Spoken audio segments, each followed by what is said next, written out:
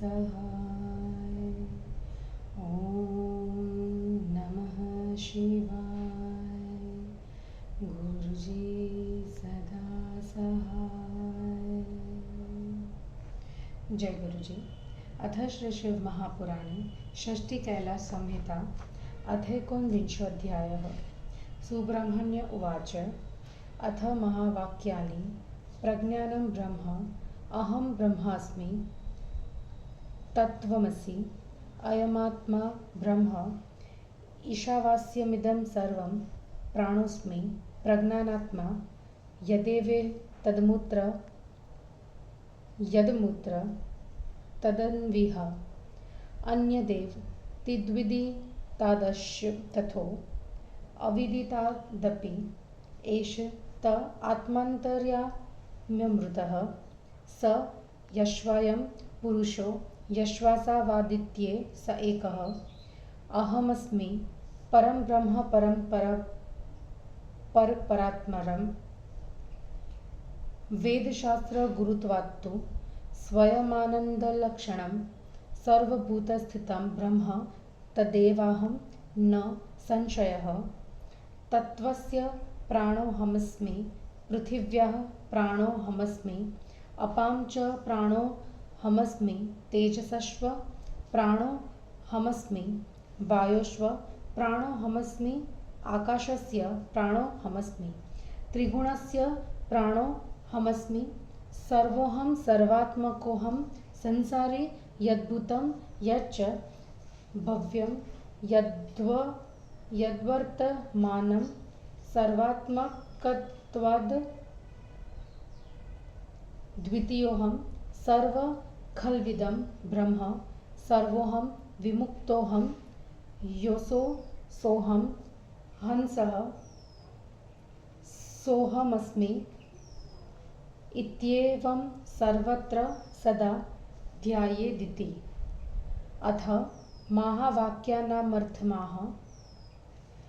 प्रज्ञानं ब्रह्मवाक्यार्थः पूर्वमेव प्रबोधितः अहं पदस्यार्थभूतः शक्त्यात्मा परमेश्वरः अकारः सर्ववर्णाख्य प्रकाश परमः शिवः हकारो व्योमरूपः स्याच्छक्त्यात्मा सम्प्रकीर्तितः शिवशक्त्ययोस्तु संयोगादानन्दः स ततोदितः ब्रह्मेति शिवशक्तयो अस्तु सर्वात्मत्वमिति स्फुटं पूर्वमेवोपदिष्टं तत्सोऽहमस्मीति भावयेत् तत्त्वमित्यत्र तदिति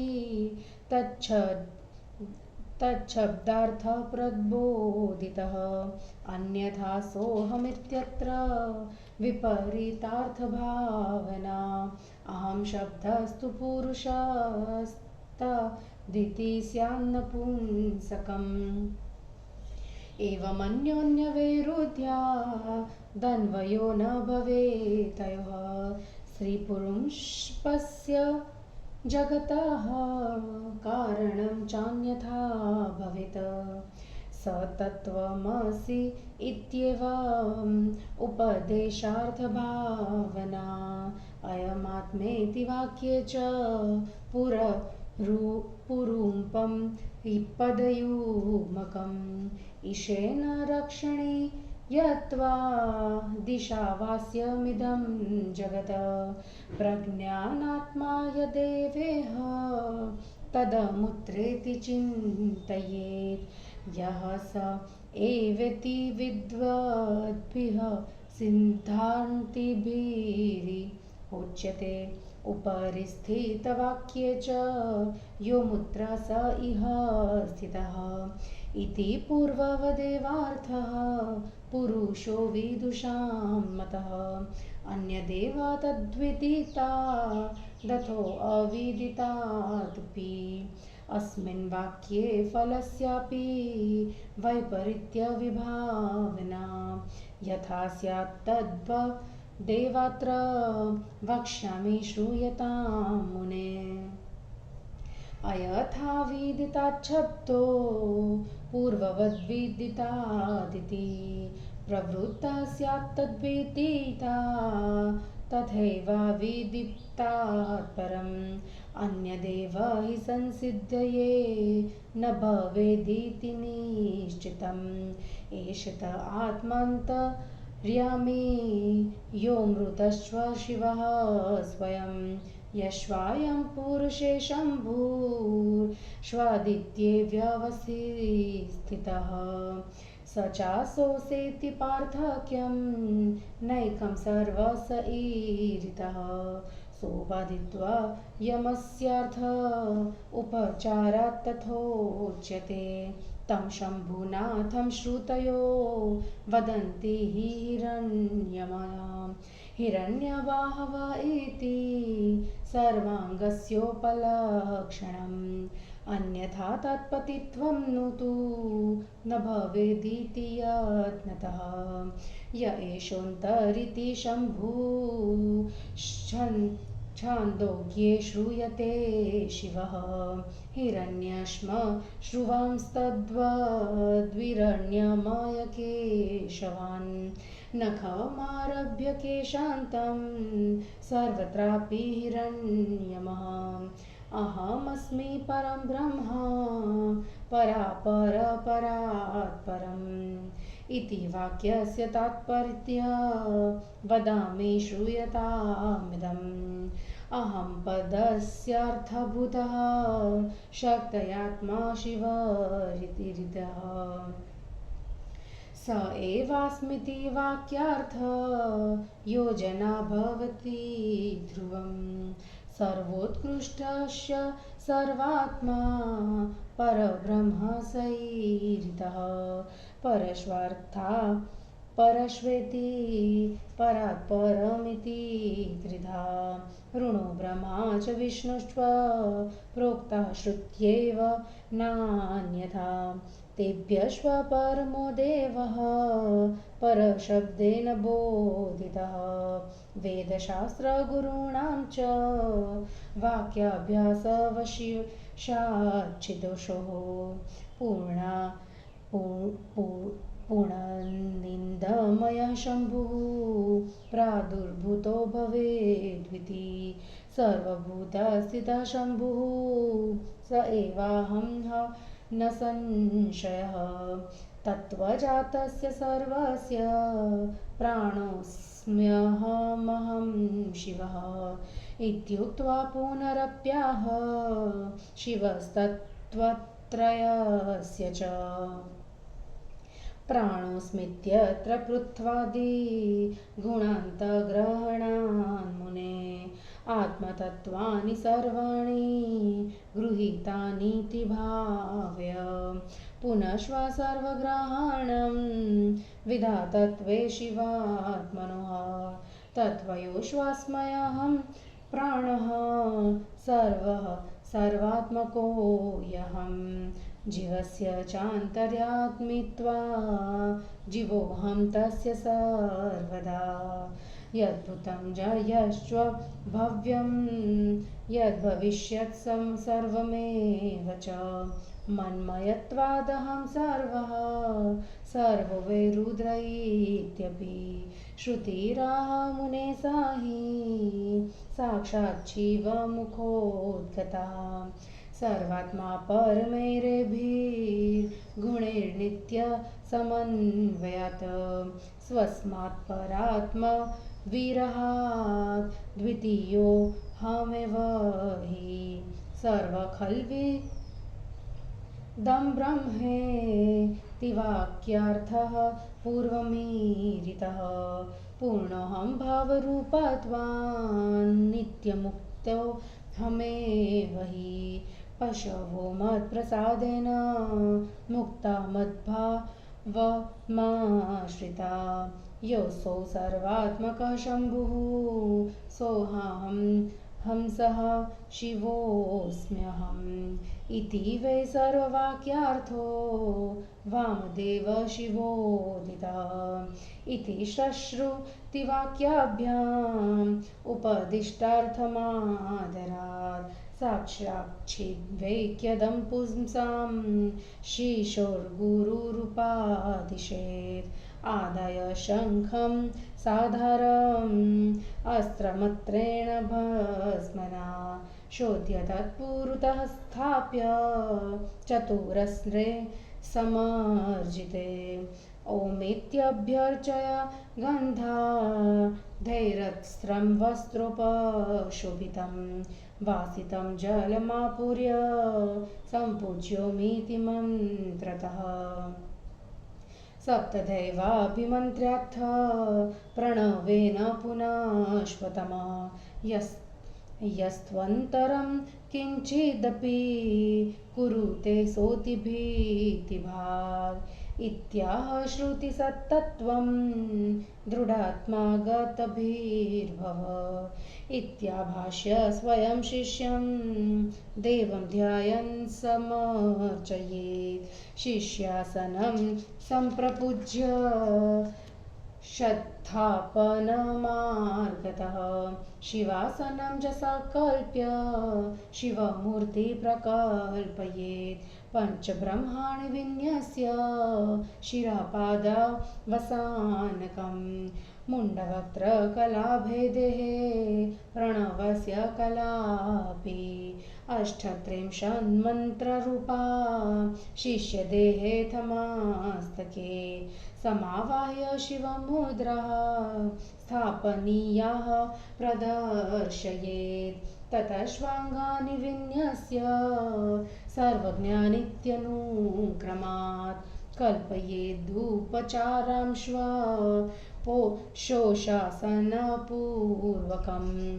पायसान्नश्वनैवेद्यं समर्प्योमग्निजायया गण्डुषा च मनार्ध्यादि धूपदीपादिकं क्रमात् नामाष्टकेन सम्पूज्य ब्राह्मणैर्वेदपारगे जपेत् ब्रह्म विदाप्नोति भृगुर्वे वारुणीस्ततः यो देवानामुपक्रम्य यः परः स महेश्वरः इत्येतं तस्य पुरतः कलहरादिविनिर्मिताम् आदाय मालत्मुत्थाय श्रीविरूपाक्षनिर्मिते शास्त्रे पञ्चास्य के रूपे सिद्धिस्कन्धं जपेच्छने ख्यातिः पूर्णोऽहमित्यन्तं सानुकूले चेतसा देशिकस्तस्य शिष्यस्य कण्ठदेशे समर्पयेत् तिलकं चन्दनेनाथ सर्वाङ्गलेपनं पुनः स्वसम्प्रदायानुगुणं कार्येष्व यथाविधि ततः स्वदेशिका प्रीत्या नाम श्रीपादसन्नितं छत्रश्चपादुकां दद्धात् दुर्वाकल्पविकल्पनम् व्याख्यातृत्वच्वत्कर्मादि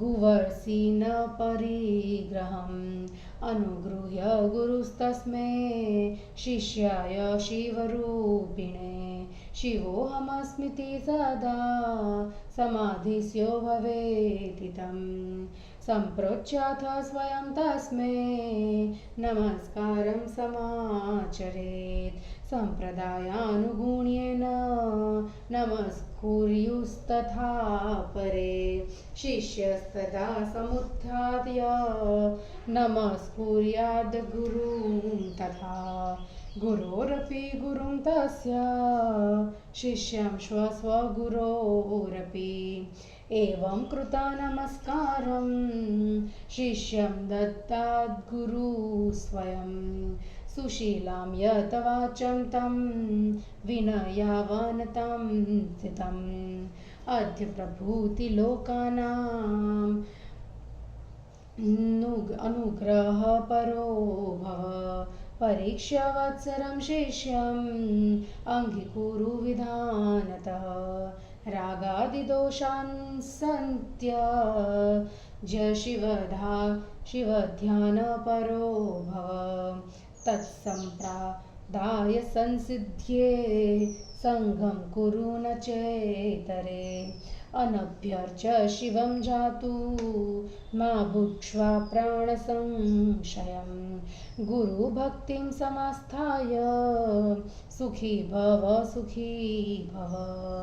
इति क्रमात् गुरुवरो दयालुघ्ना निसागरः सानुकूलेन चित्तेन समं शिष्यं समाचरेत् तव स्नेहान्मयाहं वे वामदेव मुनीश्वर योगपट्टप्रकारस्ते प्रोक्तगुह्यत्कप्तरोऽपिः इत्युक्त्वा षण्मुखस्तस्मै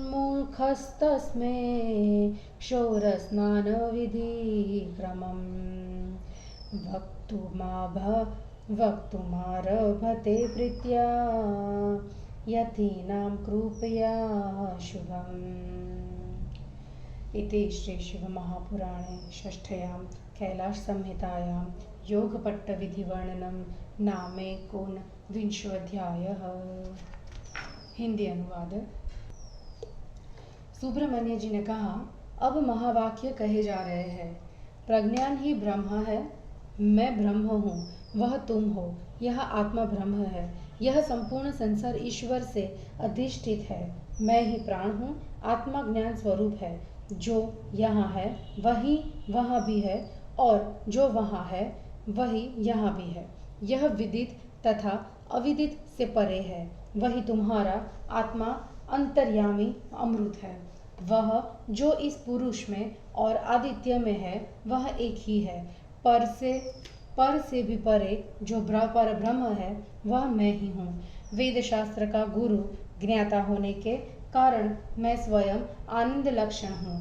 सब प्राणियों में स्थित ब्रह्म मैं ही हूँ, इसमें संदेह नहीं। तत्व का प्राण मैं ही हूँ, पृथ्वी का प्राण मैं ही हूँ, जलों का प्राण मैं हूँ तथा तेज का प्राण भी मैं हूँ, वायु का प्राण मैं हूँ और आकाश का प्राण मैं हूँ, तीनों गुणों का प्राण मैं हूँ। मैं सब हूँ, मैं सर्वात्मक हूँ, संसार का भूत वर्तमान भविष्य भी मैं हूँ। इस प्रकार सर्वात्मक होने के कारण मैं अद्वितीय हूँ। यह सब ब्रह्म रूप है, मैं सब हूँ और विमुक्त हूँ। जो यह है वह मैं हूँ, मैं हंस हूँ। इस प्रकार सदा सब जगह ध्यान करें। अब महावाक्यों का अर्थ कहा जाता है। प्रज्ञानम ब्रह्म, इसका अर्थ पहले ही कह दिया गया है। अहम पद का अर्थ है शक्ति, आत्मा वाला परमेश्वर। अकार सभी वर्णों में प्रथम है, वह प्रकाश रूप परम शिव है। हकार आकाश रूप है, वह शक्ति रूप है। शिव शक्ति के संयोग से सदा आनंद होता है। ब्रह्म इस शब्द से शिव शक्ति का सर्वात्मा होना स्पष्ट है। पहले बतलाए गए वह मैं हूँ, इसकी मन में भावना करें। तत्वमसि, इसमें तत्पद का अर्थ भी शक्त्यात्मक है, नहीं तो सोहम यहाँ विपरीत अर्थ की भावना हो सकती है। अहम शब्द पुरुष के लिए प्रयुक्त है, तत् नपुंसक के लिए। इस प्रकार परस्पर विरोध होने से उनका अन्वय नहीं हो सकेगा। ऐसा करने से स्त्री पुरुष रूप जगत का कारण भी विपरीत हो जाएगा। अतः यहाँ तत्पद से शक्त्यात्मक शिव का ही ग्रहण करना चाहिए। अयमात्मा, इस वाक्य में दोनों ही शब्द पुल्लिंग है। इस वाक्य में ईश द्वारा रक्षित होने के कारण यह संसार ईशावास्य है। प्रज्ञात्मा, इसका अर्थ जैसा इस लोक में है वैसा ही परलोक में भी समझना चाहिए। ऐसा सिद्धांत स्थिर करने वाले विद्वान कहते हैं। ऊपर कहे गए यदमुत्रा तदन्विह वाक्य में जो कारणोपाधि से युक्त है वही कार्य उपाधि में जीव रूप से स्थित है। वह अर्थ पंडितों को पुरुष रूप से स्वीकृत है। अन्यदेव इत्यादि वाक्य में मुक्ति रूप फल की जैसे विपरीत भावना होती है, उसे मैं कहता हूँ। उस परब्रह्म के लिए प्रयुक्त विदित तथा अविदित ये दो शब्द परस्पर विरोधी है। जो उस परब्रह्म के बारे में संदेह उत्पन्न करते हैं, जब वह विदित है तब तो उसे जानने की प्रवृत्ति होती है। यदि वह अद्वितीय है तो उसकी प्राप्ति ही अनिश्चित है। यह अंतर्यामी आत्मा अमृत एवं स्वयं शिव है। जो शिव इस पुरुष में है वही आदित्य में स्थित है। जो प्रत्यक्ष होकर भी परोक्ष है वह प्रसिद्ध ईश्वर एक ही है, उसमें भेद नहीं है। यदि आप कहे पुरुष में रहने वाला कोई आदित्य में रहने वाला ईश्वर एक नहीं हो सकता, अतः इसे हम आरोप विधि से कहते हैं। उन शिवजी को वेद हिरण्यमय अथवा हिरण्यबाहु कहते हैं, तो यह सर्वांग का उपलक्षण मान लिया जाता है, नहीं तो उनका हिरण्यपति होना भी सिद्ध न हो पाता। इस शिवरूप का विस्तार से वर्णन छांदोग्य उपनिषद में देखें। सोने की दाढ़ी मूछ, सोने के केश वाले नख से लेकर केशों तक जो हिरण्यमय है, मैं परब्रह्म हूँ, पर से भी परे हूँ। इस वाक्य का तात्पर्य मैं कहता हूँ, इसे सुनिए। अहम पद का अर्थ शक्ति है। उस शक्ति से युक्त शिवजी है, वही मैं हूँ, ऐसी वाक्य योजना होती है। वे सर्वोत्कृष्ट सर्वात्मा परब्रह्म कहे गए हैं। वे पर, ऊपर तथा परात्पर भेद से तीन प्रकार के हैं। वेद ने उन्हें रुद्र, ब्रह्मा, विष्णु कहा है। इनसे भी तो परम देव है, उन्हें पर शब्द द्वारा कहा गया है। वेद शास्त्र तथा गुरुजनों के उपदेशों का निरंतर अभ्यास करने से पूर्ण आनंदमय शिव हृदय में प्रकट हो जाते हैं। जो शिव जी सब प्राणियों में रहते हैं वही निसंदेह मैं हूँ। संपूर्ण तत्व समूह का प्राण रूप शिव मैं ही हूँ। ऐसा कहकर तीन प्रकार के शिव तत्व का वर्णन करे। हे मुनि, परब्रह्म से पृथ्वी पर्यंत गुणों का ग्रहण कर मैं ही प्राण हूँ ऐसा कहे। ऐसा विचार करे कि मैंने सभी आत्म तत्व ग्रहण कर लिया है। फिर विद्या तथा शिव तत्व का ग्रहण करके मैं सब तत्वों का प्राण हूँ, मैं सर्व हूँ और मैं सर्वात्मक हूँ। मैं सब जीवों के भीतर रहने से जीव हूँ। जो हो गया, जो वर्तमान है और जो होगा वह सब मैं हूँ और मैं ही रुद्र हूँ। साक्षात शिव जी के मुख से निकली हुई श्रुति यह कहती है कि यह संपूर्ण संसार रुद्रमय है। अपने पराये से अलग होने के कारण यह सब ब्रह्म है, वही मैं हूँ, ऐसा पहले ही कह दिया। मैं पूर्ण हूँ, भाव रूप होने के कारण मैं नित्य मुक्त हूँ। सभी जीव मेरी कृपा से मुक्त होकर मेरे रूप में समा जाते हैं। जो ये सर्वात्मक शिव है वह शिव मैं हूँ। हे वामदेव जी, यह शिव जी द्वारा कहा हुआ समस्त वाक्यों का अर्थ है। इस प्रकार गुरु आदर से शिष्य के प्रति शिवजी तथा वेद के वाक्यों का उपदेश करे। आधार सहित शंख को हाथ में लेकर अस्त्र मंत्र तथा भस्म से उसे पवित्र कर पूजा किए हुए चौकोर आसन में उसे रख दे। ओम मंत्र का उच्चारण कर गंध आदि से पूजा कर अस्त्र मंत्र तथा वस्त्र से शुद्ध कर उस शंख में सुगंधित जल भरकर ओम मंत्र को पढ़े। फिर 7 बार ओम से उसे अभिमंत्रित करे। इस विधि में जो कुछ भी परिवर्तन करता है उसे अधिक कष्ट उठाना पड़ता है। ऐसा वेद का आशय है। मन स्थिर करके निर्भय रहो। इस प्रकार शिष्य से कहे और देव का ध्यान करते हुए उनकी पूजा करे। उत्थापन विधियों से शिष्य के आसन की पूजा कर शिव के आसन का संकल्प करके फिर शिव मूर्ति की कल्पना करें। सिर, मुख, हृदय, गुह्य, चरण तक पंच ब्रह्म की स्थापना कर मुंड, मुख, कला, वेद से प्रणव की ब्रह्म रूप 38 कलाओं को शिष्य के शरीर में स्थापित कर उसके सिर पर शिवजी का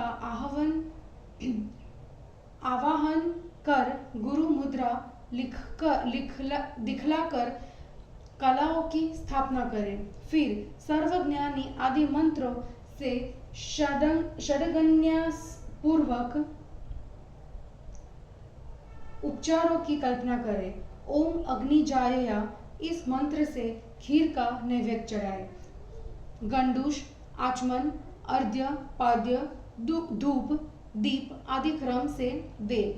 8 नामों से पूजन कर फिर वेद पाठी ब्राह्मणों के साथ ब्रह्मा विदाप्नोति तथा भृगुर्वे वारुणी इसका जप करें।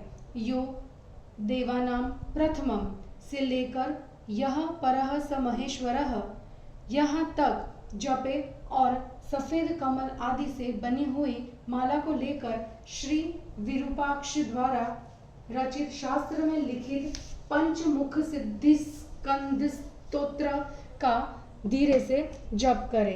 अनुकूल मन से ख्याति पुण्यो हम यहाँ तक जप करे। तब गुरु उस पुष्पमाला को शिष्य के गले में पहना दे। अपने संप्रदाय के अनुसार उसे चंदन का तिलक तथा सर्वांग लेपन कराए। तब गुरु प्रेम से श्रीपाद आदि नाम रखे।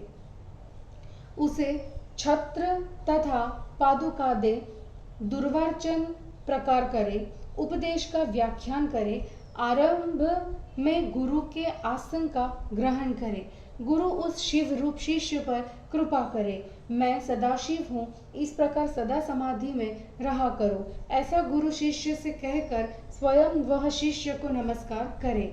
संप्रदाय के अनुसार दूसरे भी उसे प्रणाम करें। तब शिष्य उठकर अपने गुरु को तथा गुरु के भी गुरु को एवं उनके शिष्य को भी प्रणाम करे। इस प्रकार नमस्कार कर लेने पर सुशील मितभाषी विनय से झुककर बैठे हुए उस शिष्य को गुरु स्वयं आदेश दे। आज से तुम संसार के उपकार करने में तत्पर रहो। इस प्रकार 1 साल उसकी परीक्षा करके विधि पूर्वक उसे शिष्य बनाए। राग, द्वेष आदि दोषों को छोड़कर शिवजी का ध्यान किया करो। अपने संप्रदाय में सिद्धि पुरुषों का साथ करो, दूसरों का नहीं। बिना शिवजी की पूजा किए कभी भोजन मत करो, भले ही प्राण चले जाए। गुरु भक्ति में स्थिर रहो तथा सदा सुखी रहो। इस क्रम से दयालु ज्ञान सागर श्रेष्ठ गुरु अनुकूल मन से शिष्य के साथ समव्यवहार करे। हे वामदेव मुनिवर, तुम्हारे स्नेह से मैंने यह गुप्त योगपट्ट प्रकार तुमसे कहा।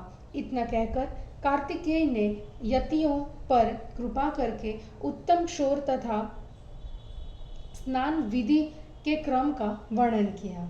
और इस प्रकार श्री शिव महापुराण में योगपट्ट विधि वर्णन नामक 19वां अध्याय समाप्त हुआ। जय गुरु जी।